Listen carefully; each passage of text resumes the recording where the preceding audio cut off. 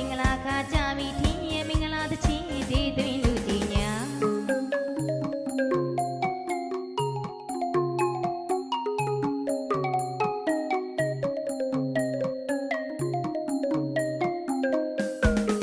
မင်္ဂလာတရားမင်္ဂလာစကားဆိုပြီးတော့ခါ